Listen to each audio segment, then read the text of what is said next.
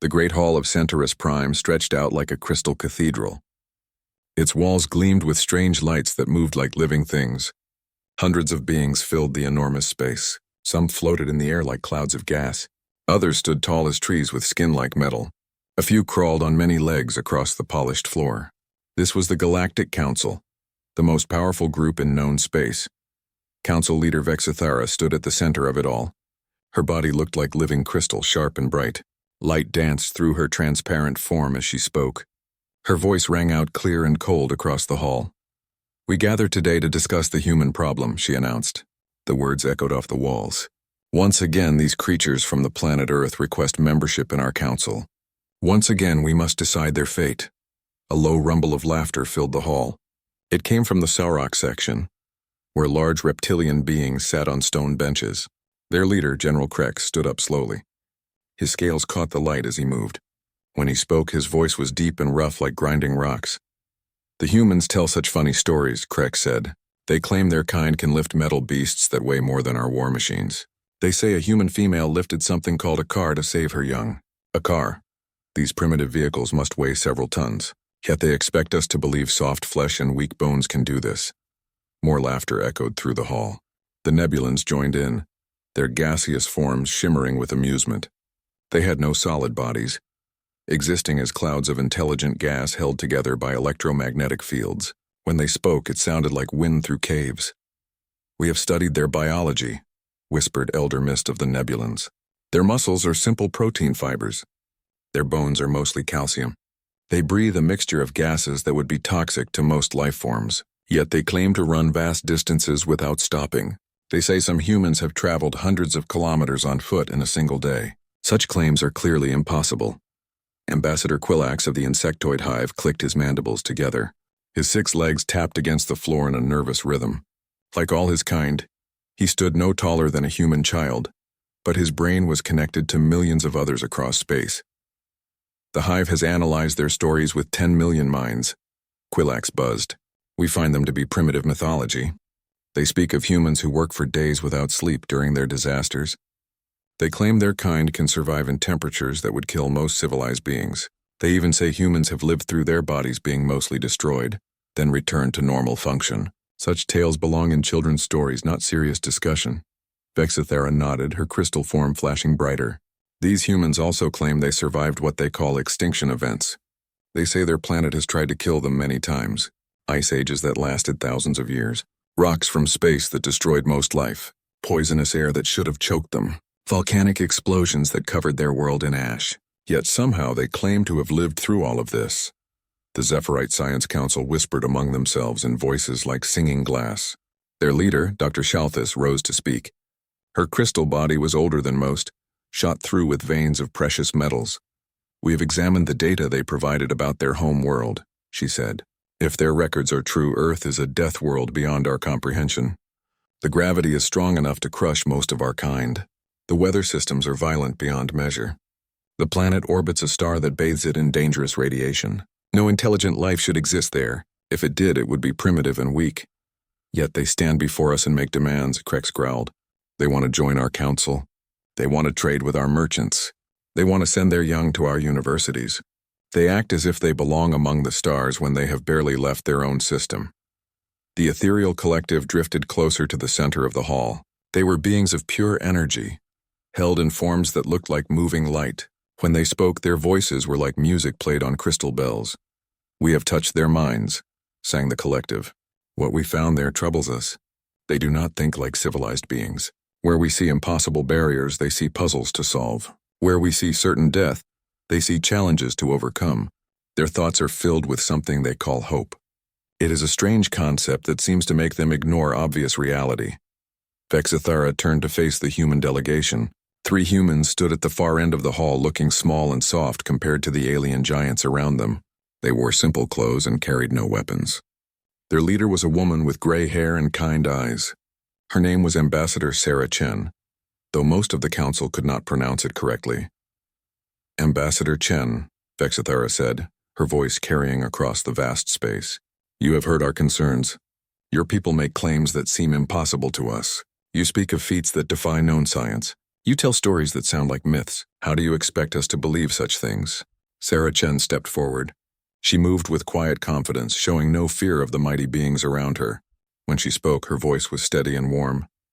Honored Council, she began, we understand your doubts.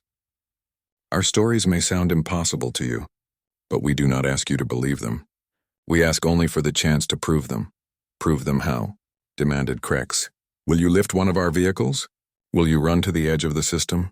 Will you survive in the vacuum of space with no protection? Sarah smiled, and something in that expression made a few council members shift uncomfortably. If that is what it takes, she said simply. The hall erupted in more laughter. Even some of the more serious species joined in. The idea of these small, soft creatures proving anything to the mighty Galactic Council seemed absurd. Very well, Vexthera announced, raising one crystal arm for silence. We have heard enough. All in favor of denying the human request for membership? Thousands of arms, tentacles, claws, and energy fields rose in agreement. The vote was unanimous, as it had been every time for the past 30 years. The motion passes, Vexthera declared. Humans are denied membership in the Galactic Council. Your kind may reapply in another 10 years, though we doubt the result will be different. Sarah Chen nodded politely.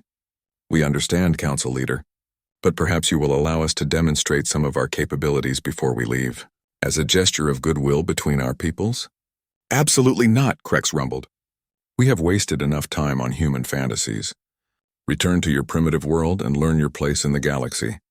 The human delegation bowed respectfully and turned to leave. As they walked toward the exit, their footsteps echoed strangely in the vast hall.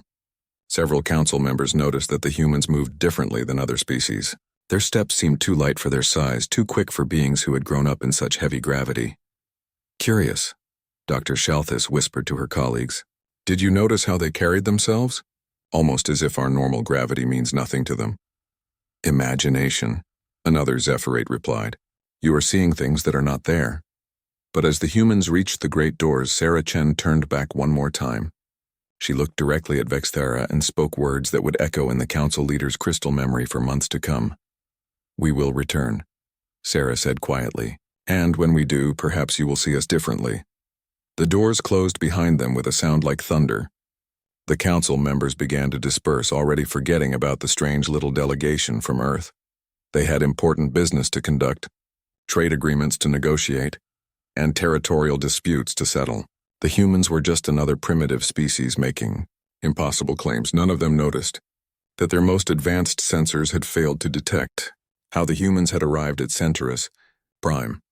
None of them wondered why beings from a death world seemed so calm and confident. When faced with the galaxy's greatest powers, they would wonder soon enough. As the great hall emptied, only Vexthera remained, staring at the doors where the humans had vanished. Something about their departure troubled her crystal consciousness. They had not seemed disappointed by the rejection. They had not argued or pleaded like other species did when denied membership. They had simply promised to return. And for the first time in her long existence, Council Leader Vexthera felt something she did not recognize.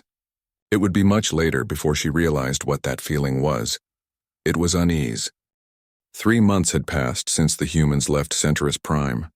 The Galactic Council had returned to its normal business of governing the galaxy. Trade disputes between the Merchant Federation and the mining guilds, border conflicts in the Outer Rim, the usual problems that came with managing thousands of worlds and hundreds of species. Council Leader Vexthera was reviewing reports in her crystal tower when the alarms began to scream. The sound cut through the peaceful morning like a blade. Emergency lights flashed red across the council complex. Security forces rushed to their positions while warships in orbit powered up their weapons. Nothing had breached Centaurus Prime's defenses in over 1,000 years. General Krex burst into the command center, his massive reptilian form moving with surprising speed. Report! He roared at the technicians scrambling over their control panels. Unknown contact in the system, General, replied Lieutenant Thex, a young Saurok with nervous eyes. It appeared without warning.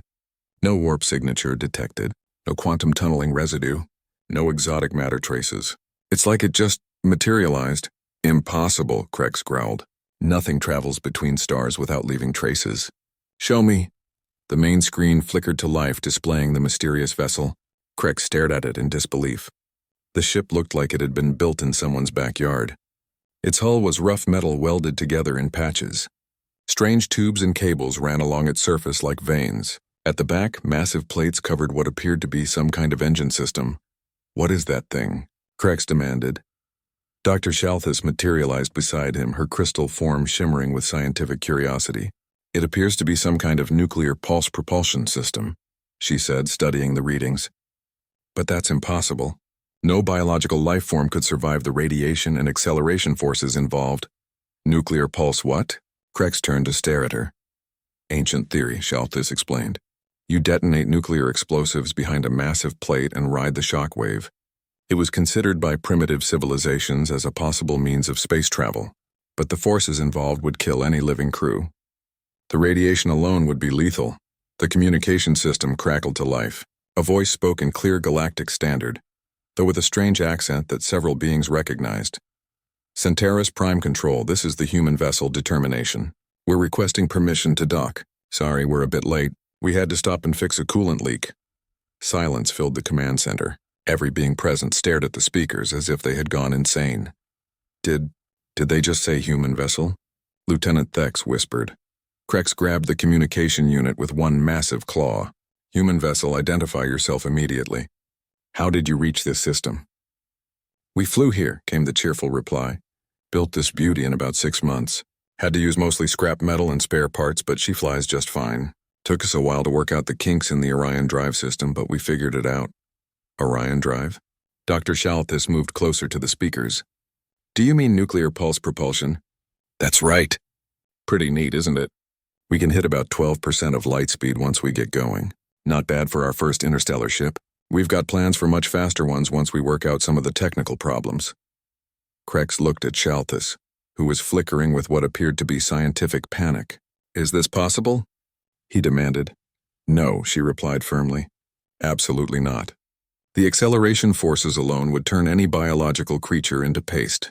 The radiation would cook them in minutes. The nuclear explosions would destroy any ship not built from our strongest materials. And yet," said a new voice, "here we are." Every head in the command center turned toward the door. Council leader Vexithara stood there, her crystal form casting rainbow patterns on the walls. She had been monitoring the situation from her private chambers. "Permission granted to dock," Vexithara announced into the communication system. "Base 7 is cleared for your arrival." "Thank you kindly," replied the human voice. "We'll be there in about 20 minutes. Fair warning, though. Our ship makes a bit of noise when we land. The nuclear pulse system isn't exactly quiet." As the transmission ended, Krex turned to face Vexithara. "Council leader, this could be a trap. These humans might be using some kind of advanced technology we don't understand. Or," Vexithara replied quietly, "they might be exactly what they claim to be." 20 minutes later, the human ship approached docking Base 7. Council security forces had surrounded the area, weapons ready. Medical teams stood by with radiation treatment equipment. Scientists from every major species crowded observation decks to witness what many believed would be impossible. The ship settled onto the landing pad with a series of thunderous explosions that shook the entire station. Smoke poured from its engine section. Warning lights flashed along its hull. To everyone watching, it looked like the vessel was about to explode. Instead, the explosions stopped. The smoke cleared. A boarding ramp extended from the ship's side with a mechanical grinding sound that suggested it needed better maintenance. The first human to emerge was a man who appeared to be in his middle years. He had gray hair, a weathered face, and clothes that looked like they had seen better days. He walked down the ramp with casual confidence, seemingly unaware that dozens of weapons were pointed at him. Behind him came 2 more humans. One was a woman with dark skin and intelligent eyes.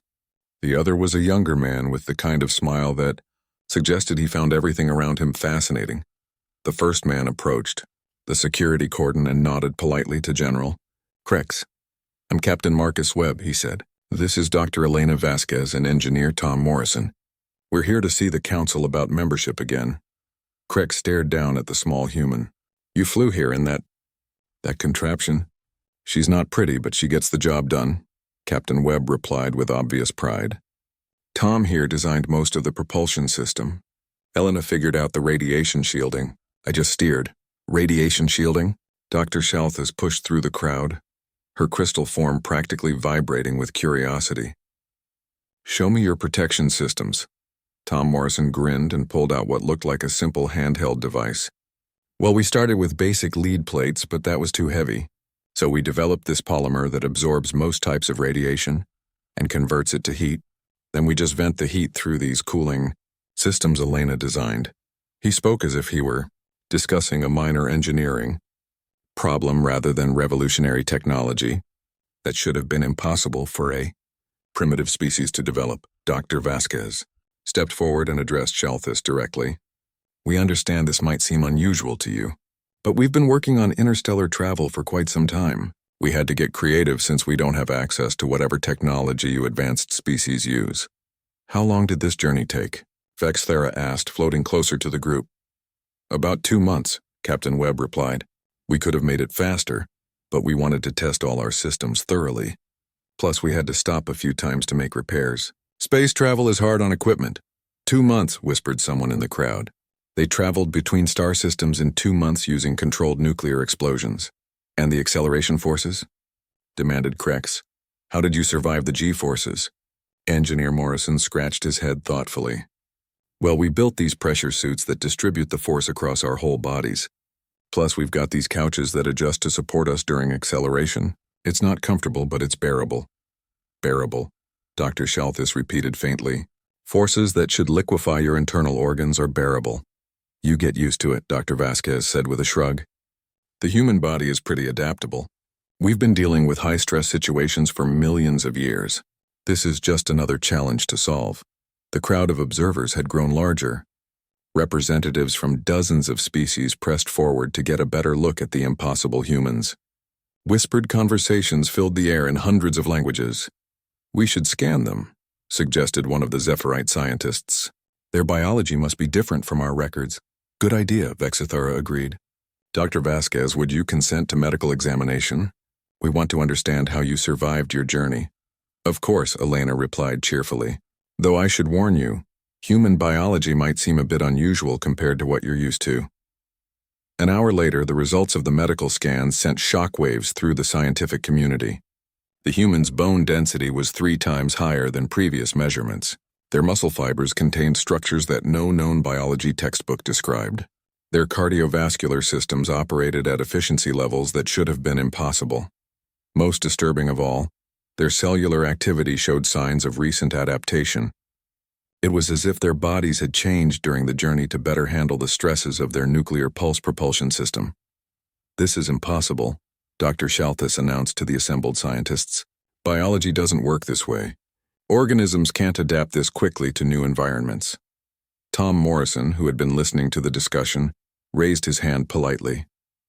"Excuse me, but that's not exactly true. Human biology has always been pretty flexible. We've adapted to living everywhere from Arctic ice to desert heat to high mountain altitudes. Our bodies are designed to change when they need to." The Grand Council chamber had been hastily rearranged. What was normally a place for debate and discussion had become something like a testing ground. Representatives from every major species crowded the observation galleries. Scientists huddled over their instruments. Security forces stood ready for anything. Council leader Vexithara floated at the center of it all, her crystal form reflecting the nervous energy that filled the room. The 3 humans stood calmly in the middle of the chamber, seemingly unaware of the hundreds of eyes watching their every move. "The Council requires proof of your claims," Vexithara announced, her voice carrying to every corner of the vast space. "You say your species possesses capabilities that our science considers impossible. We will give you the opportunity to demonstrate these abilities." Captain Webb nodded respectfully. "What would you like us to show you?" General Krex stepped forward, his massive reptilian form casting a shadow over the small humans. "You claim your kind can lift objects far beyond normal biological limits. Prove it." He gestured toward the far end of the chamber, where a ceremonial sculpture sat on a marble pedestal. The sculpture was a work of art from the crystalline nebula, depicting the formation of the First Galactic Alliance. It stood 12 feet tall and was carved from a single piece of neutronium-enhanced stone. "That sculpture weighs approximately 15 tons, Krex explained. "It requires anti-grav assistance to move.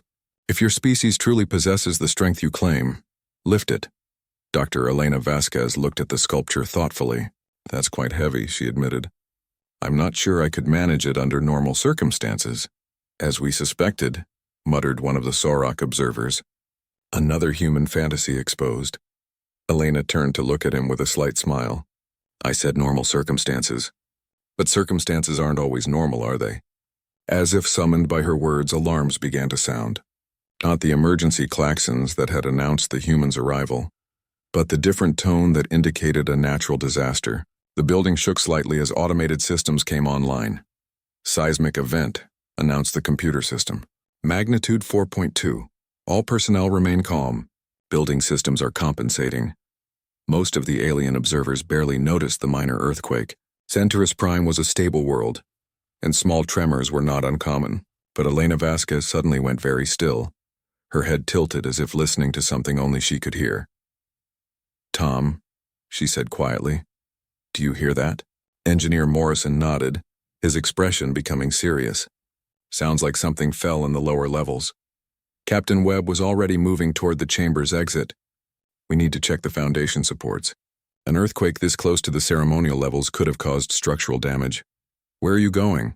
Demanded Krex. You're supposed to be demonstrating your abilities. We are, Elena replied, breaking into a run that was faster than most beings could follow. Someone's in trouble. The humans disappeared through the chamber's side entrance before anyone could stop them. The alien observers looked at each other in confusion. Security teams scrambled to follow, but the humans had vanished into the building's lower levels. 10 minutes later, frantic reports began flooding into the command center. A section of the building's foundation had indeed collapsed during the earthquake. Several maintenance workers had been trapped in a storage area beneath the ceremonial chamber. The rescue teams were having trouble reaching them because the route was blocked by fallen debris, including a piece of decorative stonework that weighed several tons. The humans are down. There, reported Lieutenant Thex over the communication system. They reached the collapse site before our rescue teams. They're trying to move the debris by hand. Impossible, Krex growled. That stone block weighs more than their entire ship. Sir? Thex's voice was strained. You need to see this yourself. The council members and observers rushed to the lower levels, following security teams through corridors filled with dust and emergency lighting. They could hear voices ahead, speaking in the human language with urgent but calm tones. When they rounded the final corner, they found a scene that would be talked about for generations. Elena Vasquez stood braced against a massive stone block that had fallen across the corridor. Her feet were planted wide, her hands gripping the rough surface. Every muscle in her body was visible through her clothing, standing out like cables under extreme tension. Her face was flushed red with effort, but her expression was one of fierce concentration rather than pain. The stone block was moving. Slowly, impossibly, the multi-ton piece of debris was rising. Elena's muscles bulged as forces that should have crushed her bones flowed through her compact frame.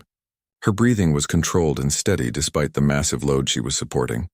Tom, she called without taking her eyes off the stone. Can you reach them?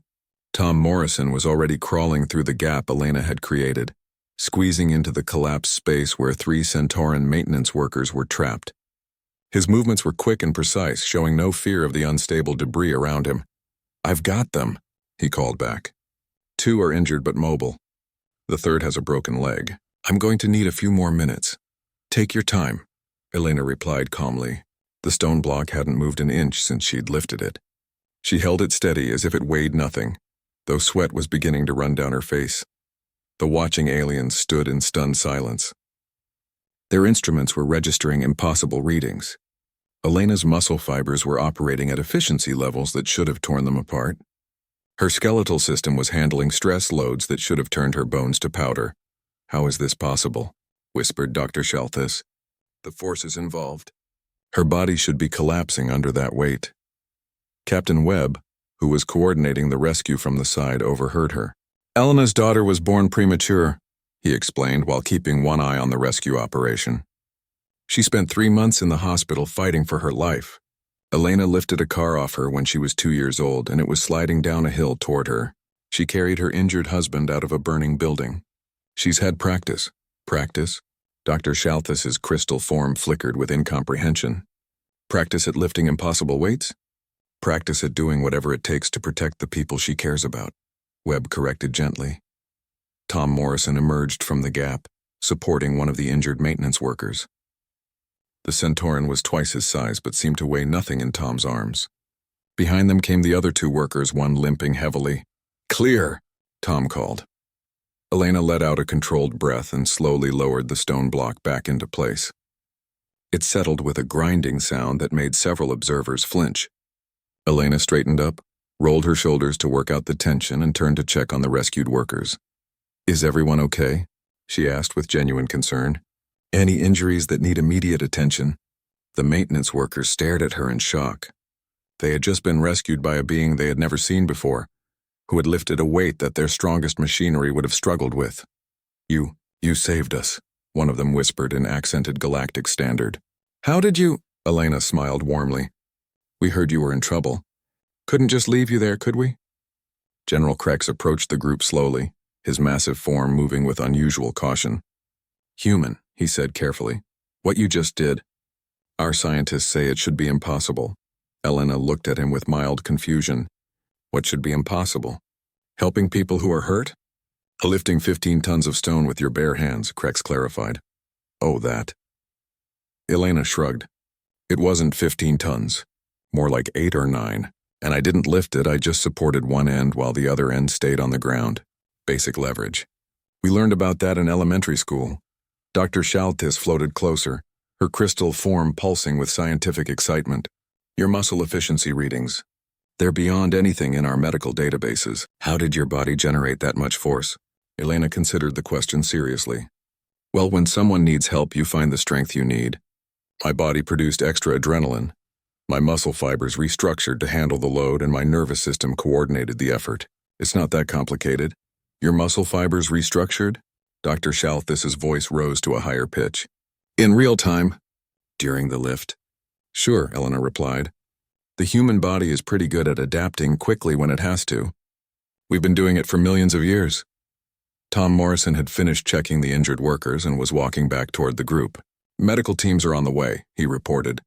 "Everyone's going to be fine." As he spoke, one of the rescued Centaurans suddenly collapsed. His breathing became labored and his skin color changed to a sickly green shade. The others immediately backed away in alarm. "Poison!" one of them shouted. "He's been poisoned by something in the debris." Dr. Shalthus quickly scanned the fallen worker with her instruments. "Acute toxin poisoning. The chemical composition. It's from a rare mineral found in building materials. Fatal to Centauran physiology within minutes. There's no antidote available on this world." Elena and Tom exchanged a look. Without a word, Elena knelt beside the dying alien and pulled out a small knife from her utility belt. "What are you doing?" demanded Krex. "What needs to be done?" Elena replied calmly. She made a small cut in her arm. Letting her blood flow into a sample container to the council chamber had transformed yet again. What had been a place of debate, then a testing ground, was now something closer to a laboratory. Scientists from every species crowded around monitoring equipment. Medical teams stood by with instruments they weren't sure would work on human biology. Security forces had tripled, though no one was quite sure what they were guarding against. The 3 humans sat quietly in chairs that had been brought in for them. They looked relaxed and comfortable, chatting among themselves about technical improvements to their ship. Their calm behavior only made the surrounding aliens more nervous. Council leader Vexithara floated at the center of the chamber, her crystal form reflecting the tension that filled the air. What she had witnessed in the lower levels had shaken her understanding of what was possible. The other council members were equally disturbed. General Krex paced back and forth, his massive claws clicking against the polished floor. "This is madness," he growled. "That human female lifted 8 tons of stone as if it were made of air. Then her blood adapted to neutralize an alien poison in minutes. These things cannot happen." "Yet they did happen," pointed out Dr. Shalthus. "Our instruments recorded everything.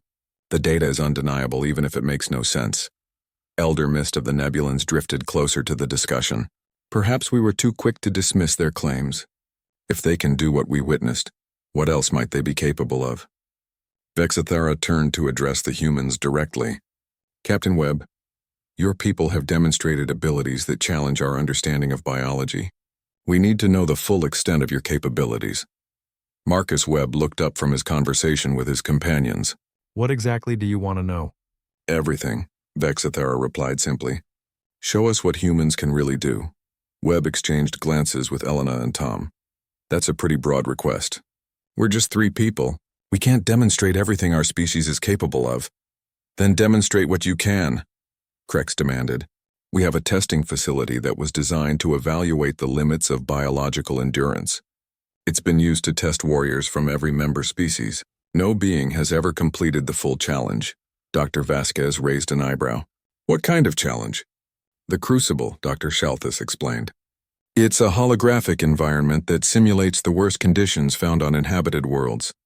Toxic atmospheres, extreme gravity, hostile wildlife, environmental disasters. It was created to train elite military units and test the limits of biological adaptation. Tom Morrison looked interested. Sounds like fun. What's the record? 12 minutes and 37 seconds, Krex replied with pride. Set by a Sorok shock trooper who had been genetically enhanced for extreme combat situations. Most beings can't last more than 5 minutes. Elena stood up and stretched casually. I'll give it a try. But I should warn you, I get competitive when people challenge me. The walk to the testing facility took them through corridors lined with observation windows. Word had spread throughout the station about the human demonstrations. Beings from dozens of species pressed against the glass to get a look at the impossible visitors from Earth. The Crucible chamber was a massive sphere lined with holographic projectors and environmental controls. It could simulate any known planetary conditions and several that existed only in scientific theory. The control room overlooked the chamber through reinforced transparent aluminum. Standard protocol, explained Dr. Shalthus as Elena suited up in basic protective gear, is to start with relatively mild conditions and gradually increase the difficulty. The test ends when the subject either requests termination or shows signs of critical biological failure. Elena tested the mobility of her suit and nodded. What do I do if I complete all the challenges? The alien scientists exchanged glances. Several of them made sounds that might have been laughter in their respective species. No one has ever completed all the challenges, Krex informed her. The final levels are designed to be impossible to survive. Elena smiled. We'll see about that. The chamber sealed with a soft hiss. Elena stood in the center of a perfectly normal room with standard atmosphere and Earth-normal gravity. Then the test began.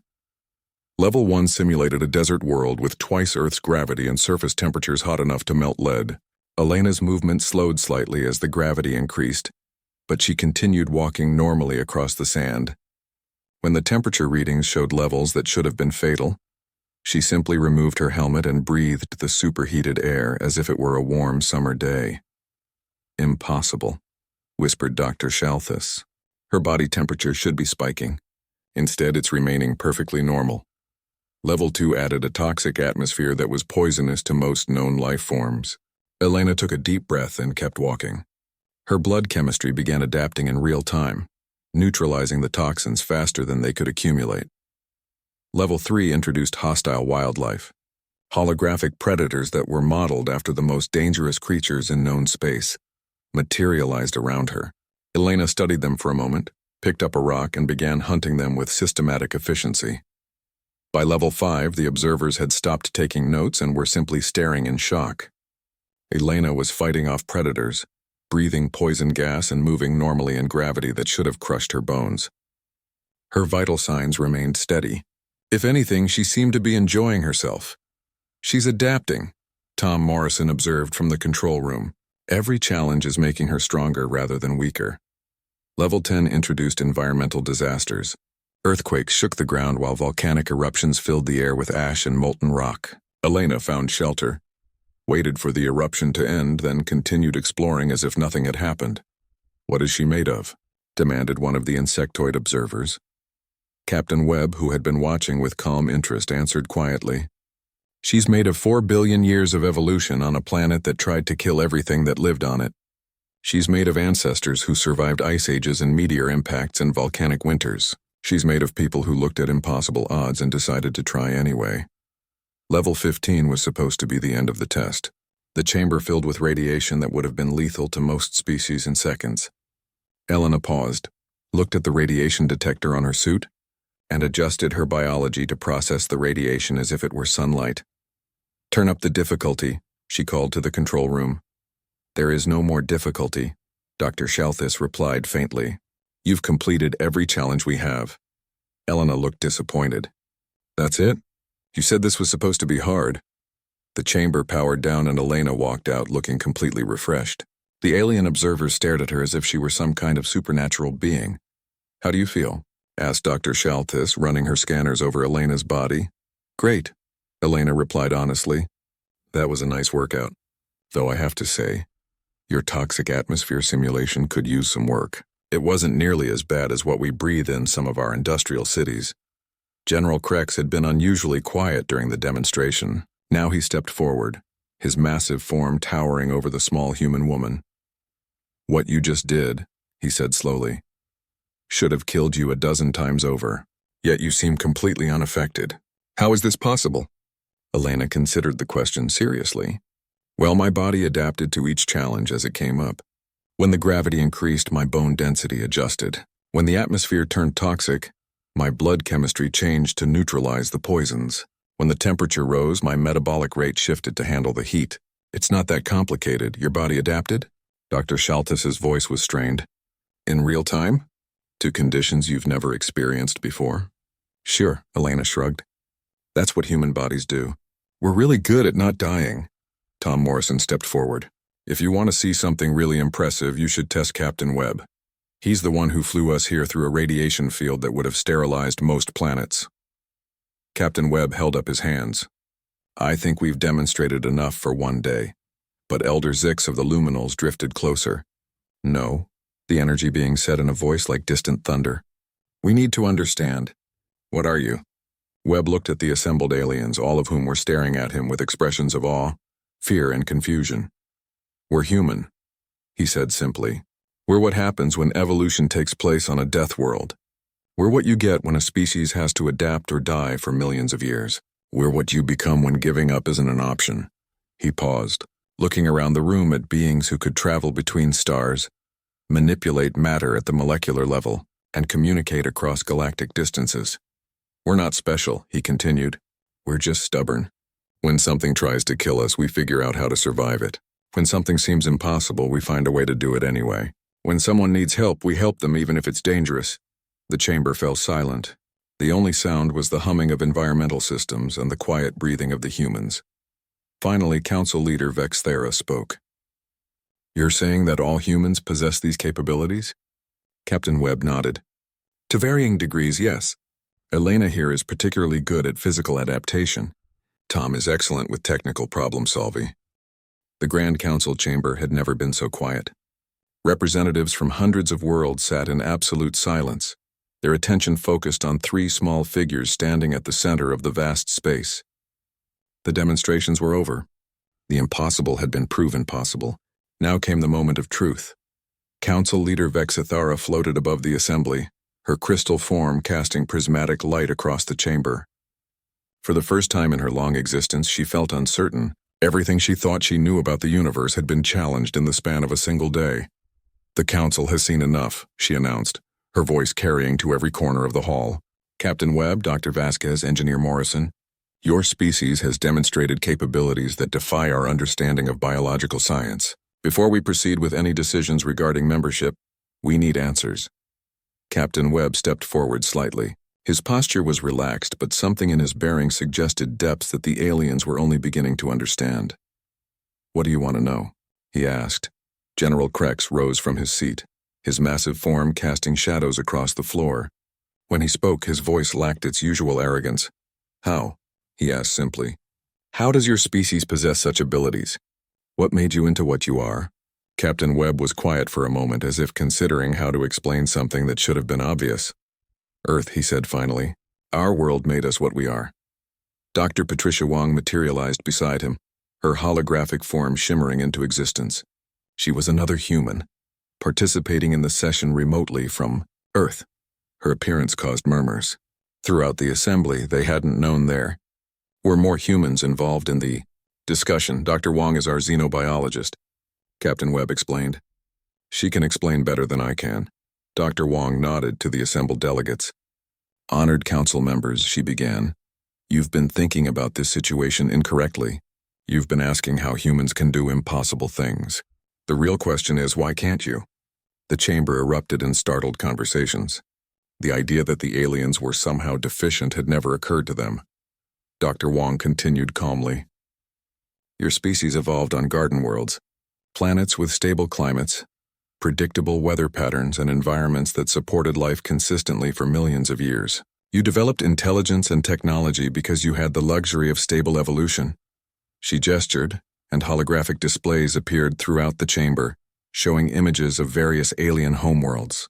Each one was beautiful in its own way. Crystal spires reaching toward gentle skies, vast oceans under steady stars, floating cities and perfectly balanced atmospheres.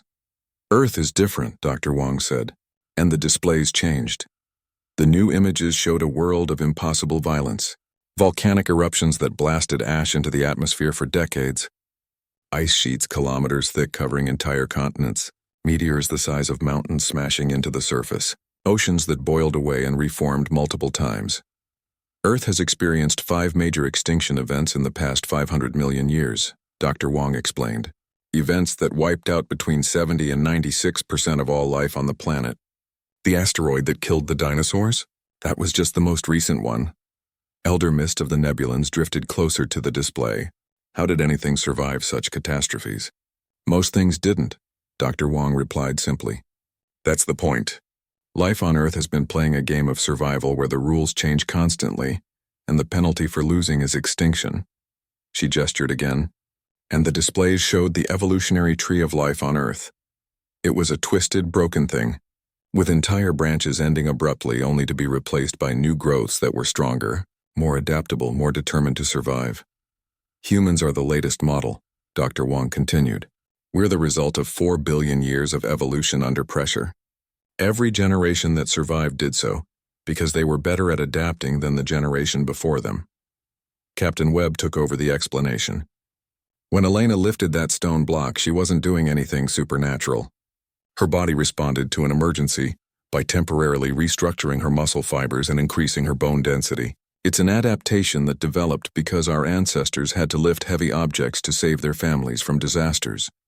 When her blood neutralized that alien poison, Dr. Vasquez added, it was using an immune system that evolved to handle toxins that would kill most species. We breathe oxygen because our ancestors learned to process a gas that was poisonous to most early life forms. Tom Morrison stepped forward. When we built that ship and flew it here, we were using brains that evolved to solve impossible problems under pressure. Our ancestors had to figure out how to survive ice ages, volcanic winters, and climate changes that happened faster than most species could adapt. Dr. Wong nodded. You asked what made us what we are. The answer is simple. Everything that should have killed us didn't. And we learned from each near-extinction experience. The chamber was completely silent now. The alien delegates were beginning to understand something that changed their entire perspective on humanity. Are you saying, Dr. Shelthus asked carefully, that humans evolved specifically to survive extinction events? Not specifically, Dr. Wong replied. But we did evolve on a planet where extinction events happened regularly. The humans you see here are the descendants of the ones who survived. Every genetic trait, every biological system, every behavioral pattern has been tested against the worst conditions in the known galaxy. She paused, letting that sink in. You've been thinking of Earth as just another world. It's not. Earth is what galactic civilization would call a class Diurnau's death world. It's a planet so hostile to life that most species wouldn't survive there for a single day, even with advanced technology. General Krex leaned forward. How hostile? The holographic displays changed again, showing Earth's current conditions. Gravity that would crush most species, an atmosphere that was toxic to silicon-based life forms, weather systems with enough energy to level cities, seismic activity that could split continents. The air pressure alone would kill most of you, Dr. Wong explained matter-of-factly. The oxygen concentration would be toxic. The gravity would compress your internal organs. The UV radiation from our sun would cook you in minutes. And this is your normal environment? asked Elder Zix of the Luminals. This is Earth on a good day, Captain Webb replied. You should see it during hurricane season. Dr. Wong pulled up another display. But here's the thing that should really concern you. Earth isn't done with us. Our planet is still trying to kill us on a regular basis. Earthquakes, volcanic eruptions, tsunamis, tornadoes, floods, droughts, blizzards, heat waves. Every year our world throws new disasters at us. And you survive them, Vexithara observed. We don't just survive them, Elena said with quiet pride. We help each other through them. When a disaster hits, humans don't scatter and hide. We run toward the danger to help whoever needs it. We organize rescue operations. We rebuild what was destroyed. We come back stronger than before. Tom Morrison grinned. We've gotten really good at not staying dead. The implications of what they were hearing began to dawn on the alien delegates. They had been thinking of humanity as a primitive species seeking to join galactic civilization. The reality was far different. You're not asking to join us, Vexithara said slowly. You're offering to protect us, Captain Webb nodded. Earth has made us into something the galaxy has never seen before. We're a species that doesn't know how to give up. When everyone else considers a situation hopeless, we consider it a challenge.